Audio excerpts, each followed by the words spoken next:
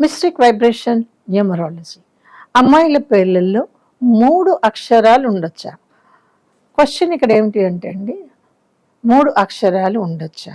వీటిలో ద్విత్వాక్షరాలు అంటే ఒకటే అక్షరం కింద అదే ఒత్తు వచ్చినటువంటి అక్షరాలు, వేరే ఒత్తులు వచ్చినటువంటి అక్షరాలు 2 ఉంటాయి.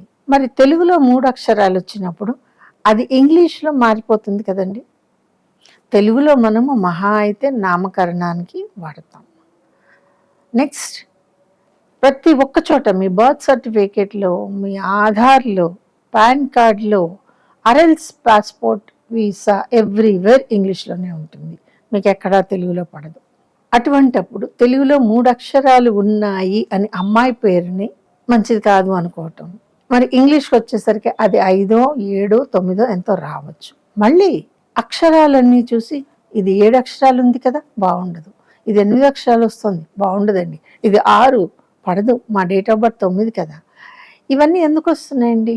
ఒక పేరుని మీరు ప్రొనౌన్స్ పరంగా చూడండి, నాట్ ప్రొనాలజీ.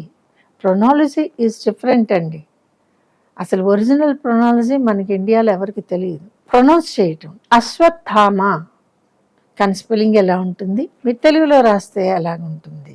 ఇంకొక పేరు శ్రీయాన్వి. శ్రీయాన్వి గొంతులోంచి ఏమొస్తుంది, మనం బయటకు అనేటప్పుడు ఏమొస్తుంది, స్పెల్లింగ్ ఎలా ఉంటుంది, వీటికి మ్యాచ్ చేస్తేనే మన పేరు పవర్ఫుల్గా ఉంటుంది. ఈ పవర్ఫుల్గా ఉండేటటువంటి క్రమంలో there is no scope for 7 అక్షరాలు, 8 అక్షరాలు, ఆర్ఎల్స్ 5 అక్షరాలు. ఈ వీడియో కనుక మీకు నచ్చినట్లయితే లైక్ చేయండి, షేర్ చేయండి, మా ఛానల్ని సబ్స్క్రైబ్ చేయండి.